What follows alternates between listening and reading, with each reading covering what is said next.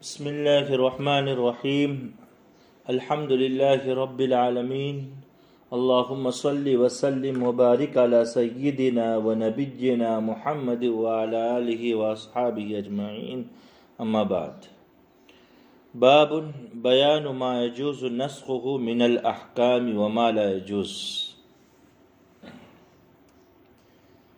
اس باب میں اس بات کا بیان ہے کہ کن احکامات کا نسخ جائز ہے، ممکن ہے، اور کن احکامات کا نسخ جائز اور ممکن نہیں ہے، ان کا بیان ما یجوز نسخہ من الاحکام وما لا یجوز۔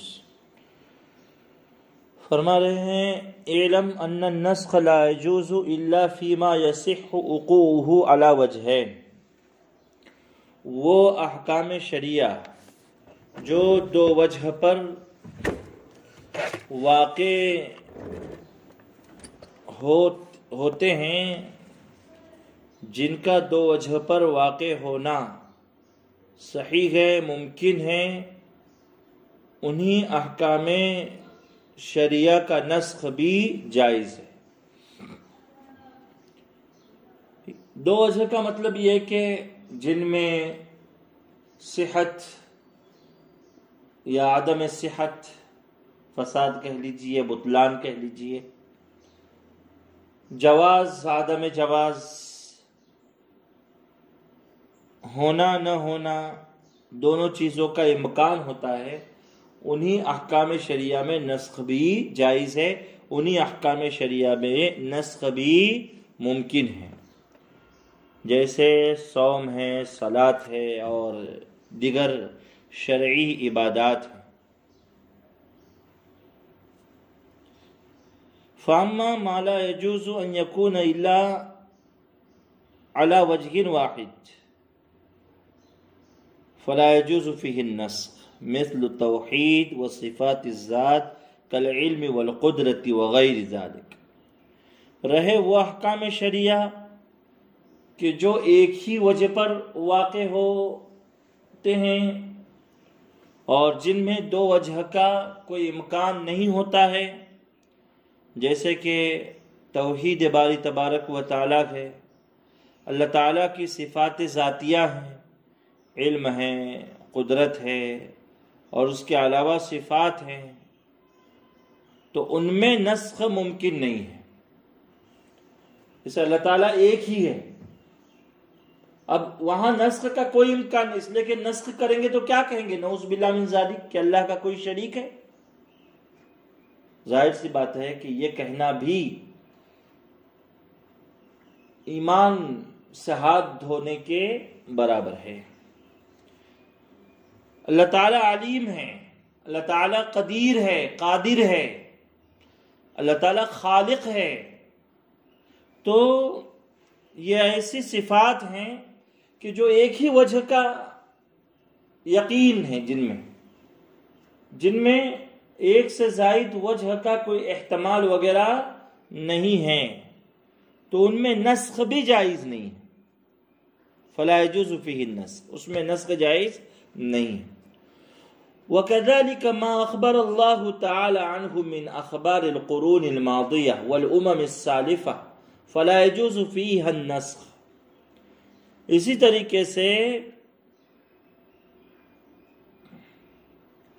طریقے سے اللہ تعالیٰ نے سابقہ امتوں کے بارے میں اور گزرے ہوئے زمانے کے بارے میں، اللہ تعالیٰ نے سابقہ امتوں کے بارے میں اور گزرے ہوئے زمانوں کے بارے میں جو واقعات بتلائے ہیں، جو خبریں دی ہیں، فلا یجوز فیہ النسخ، ان میں بھی نسخ جائز نہیں ہے۔ قرآن کریم میں اللہ تعالیٰ نے جو سابقہ امتوں کے احوال بتائے، قوم نوح ہے، قوم عاد ہے، قوم ثمود ہے، قوم صالح ہے، تو ان کے جو حالات بتائے تو ان میں نسخ ہونے کا کوئی سوال پیدا ہوتا، یا گزرے ہوئے زمانے کا کوئی واقعہ بتایا اللہ تعالیٰ نے تو اس میں بھی نسخ کا امکان نہیں ہے، سوال ہی نہیں آتا، اس لیے کہ خبر ہے، خبر میں نسخ ہوگا ہی نہیں، اور قرآن قرآن کی خبریں ہوں۔ وَكَذَلِكَ مَا أَخْبَرَ اللَّهُ تَعَالَى عَنْ وُقُوعِهِ فِي الْمُسْتَقْبَلِ، اسی طریقے سے اللہ تعالیٰ نے، اللہ کے رسول صلی اللہ علیہ وسلم نے آئندہ زمانے میں پیش آنے والے واقعات کے بارے میں جو خبریں دی، جو پیشین گوئیاں کی ہیں، جیسے دجال کا نکلنا، دابۃ الارض کا نکلنا، اسی طریقے سے نزول عیسیٰ، ظہور مہدی رضی اللہ تعالیٰ عنہم، تو یہ جو خبریں اللہ تعالیٰ نے یا اللہ کے رسول صلی اللہ علیہ وسلم نے آئندہ زمانے کے بارے میں دی ہے، جو پیشین گوئیاں کی ہیں، لم یجوز فیہ النسخ، ان میں بھی نسخ جائز نہیں ہے۔ تو یہ جمہور کا مسلک ہے، جمہور نے اپنے مسلک کے اعتبار سے ان چیزوں کی وضاحتیں فرمائی کہ کن احکامات میں نسخ جائز ہے۔ تو وہ احکام شریعہ جو دو وجہ کا احتمال رکھتے ہیں ان میں نسخ جائز نہیں ہے، وہ احکام شریعہ جو ایک ہی وجہ پر واقع ہونے کا یقین رکھتے ہیں ان میں نسخ جائز ہے، ان میں نسخ جائز نہیں ہے۔ جو دو وجہ کا احتمال رکھتے ہیں ان میں جائز ہے۔ اللہ تعالیٰ نے گزشتہ زمانے کی جو خبریں بتائی، سابقہ امتوں کے جو احوال بتائے ہیں ان میں نسخ جائز نہیں ہے۔ آئندہ کی جو واقعات اور اطلاعات ہیں ان میں بھی نسخ جائز نہیں ہے۔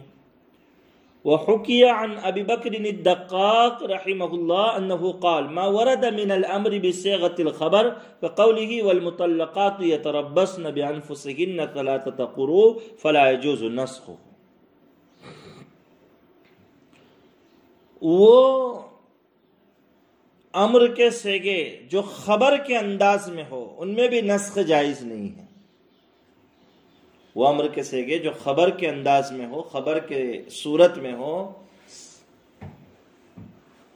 امر ہو اصل میں لیکن خبر کا سیگا ہے، کہتے ہیں ان میں بھی نسخ جائز نہیں ہے۔ جیسے کہ قرآن کریم میں اللہ تعالیٰ فرماتے والمطلقات یتربصن بانفسہن 3 قروء، مطلقہ عورتوں کو 3 قروء عدت گزارنا ہے۔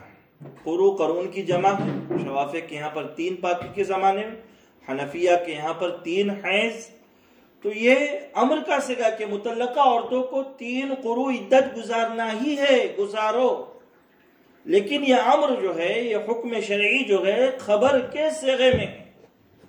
خبر کے صیغے میں ہے، خبر کی صورت میں ہے، لہذا اس میں بھی نسخ جائز نہیں ہے۔ فلا يجوز نسخہ، اس میں بھی نسخ جائز نہیں ہے۔ یہ امام ابو دقاق رحمۃ اللہ علیہ کا کہنا ہے۔ وقال بعض الناس، بعض حضرات کا کہنا یجوز النسخ فی الاخبار کما یجوز فی الامر والنہی،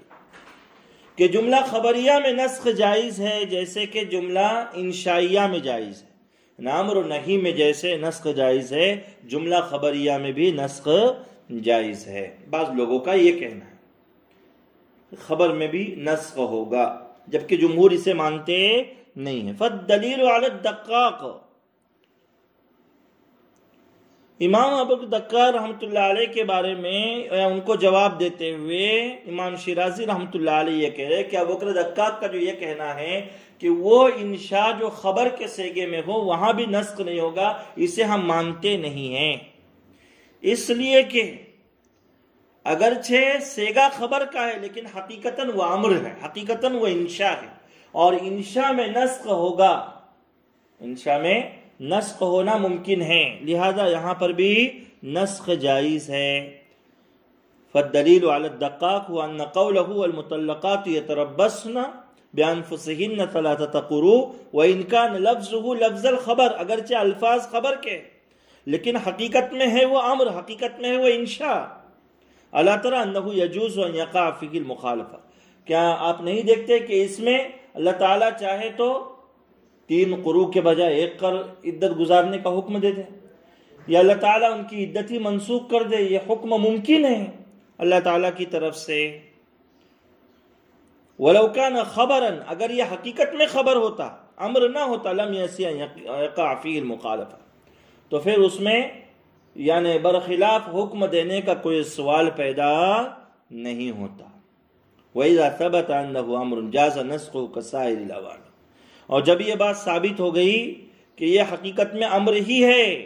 یعنی وَالْمُطَلَّقَاتِ يَتَرَبَّصْنَ بِأَنفُسِهِنَّ ثَلَاثَةَ قُرُوءٍ، یہ حقیقت میں امر ہی ہے، انشاء ہی ہے،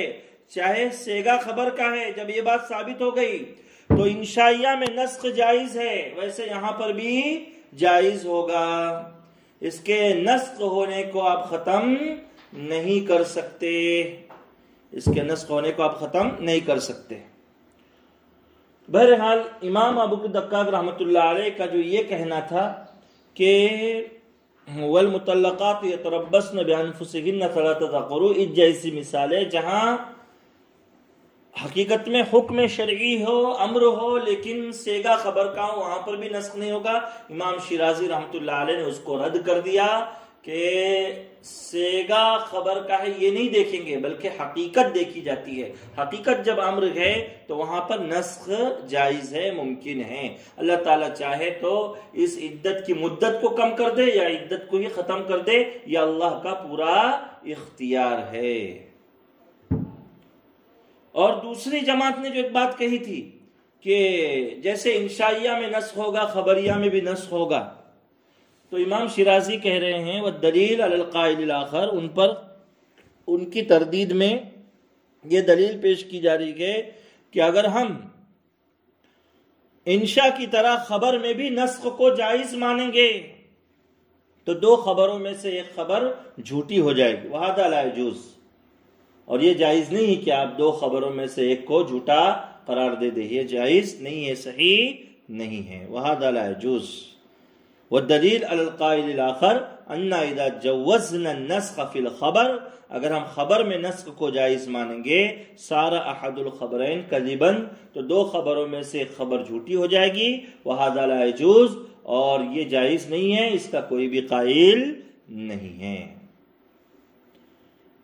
جی تو بہرحال جمہور کا یہ مسلک ثابت ہو گیا کہ جملہ انشائیہ میں نسخ ہوگا، جملہ خبریہ میں نہیں،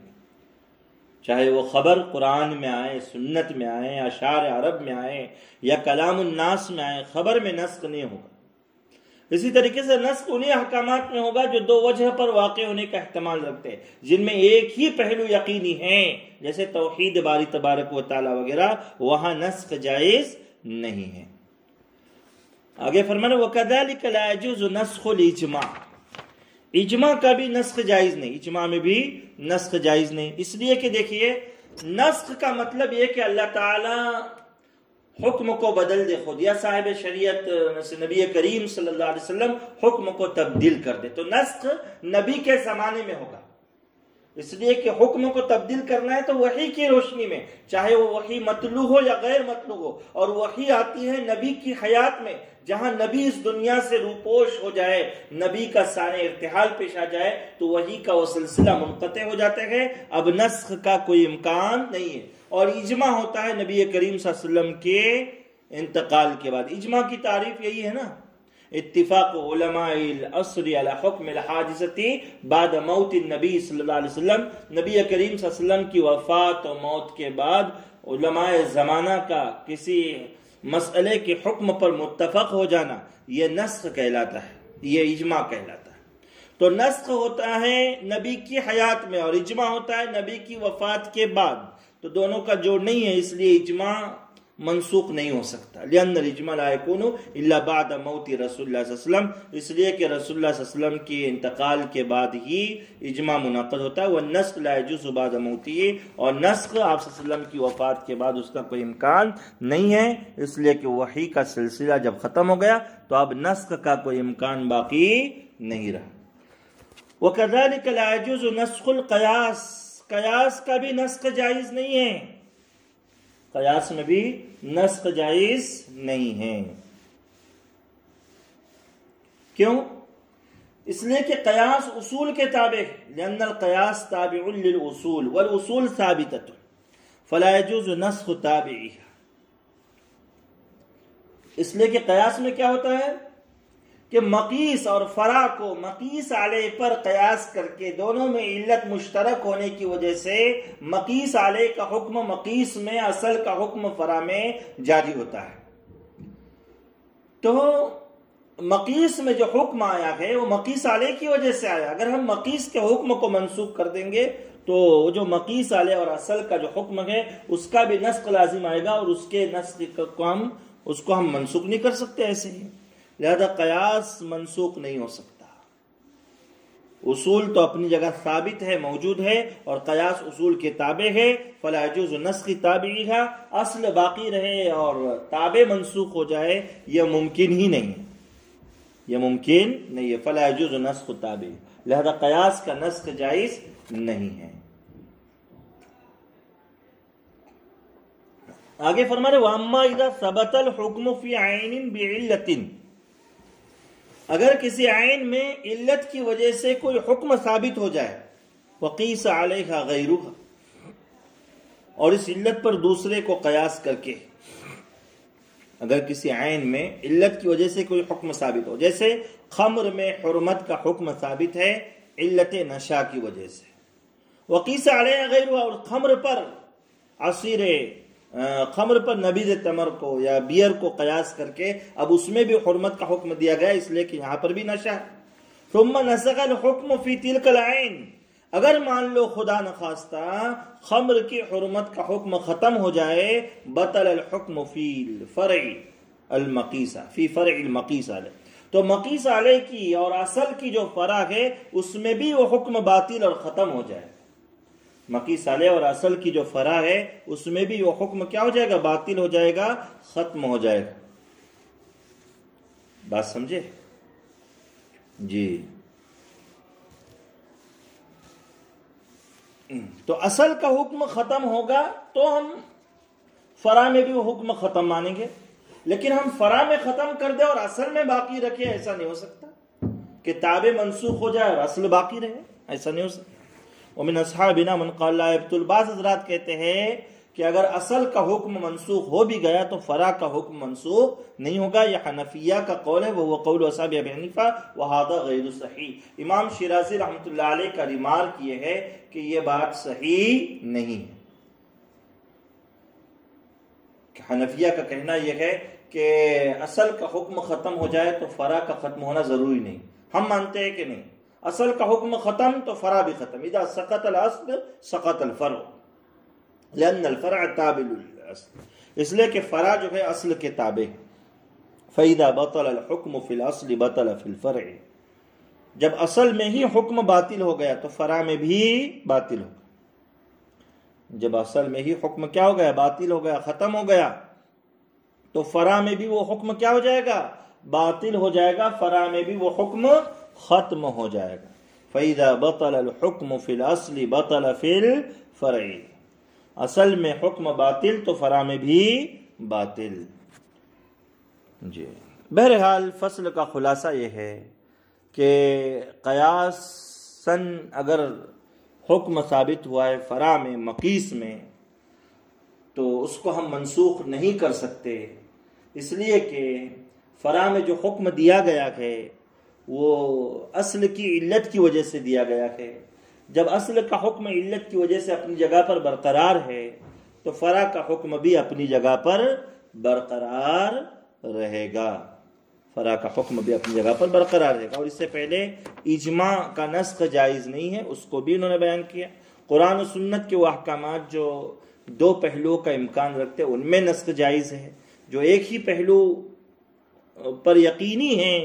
ان میں نسخ جائز نہیں ہے۔ خبریہ میں نسخ جائز نہیں ہے، انشائیہ میں جائز ہے، اس لیے کہ خبر کو ہم منسوخ کر دیں گے تو دو خبروں میں سے ایک خبر جھوٹی ہو جائے گی۔ مثلا آپ کہے زید آیا، پھر آپ کہے کہ نہیں وہ خبر منسوخ ہو گئی بلکہ عمرو آیا ہے، تو منسوخ کیسے ہوگی؟ یا تو آپ نے پہلے جھوٹ بولا ہے، چاہے جان بوجھ کر بولا یا جو ہے نادانستہ بولا، لیکن وہ تو دو خبروں میں سے ایک خبر کا جھوٹا ہونا یقینی ہو جاتا ہے۔ اس لیے اس پہلو کو یعنی اس باب میں انہوں نے ان احکامات کو ذکر کیا ہے کہ جن احکامات میں نسخ جائز ہے اور کن میں نسخ جائز نہیں ہے، کیوں جائز نہیں ہے اس کی وجوہات جو ہے یہاں پر امام شیرازی رحمۃ اللہ علیہ نے ذکر کی ہے، نسخ کے باب میں اہم بیان ہے۔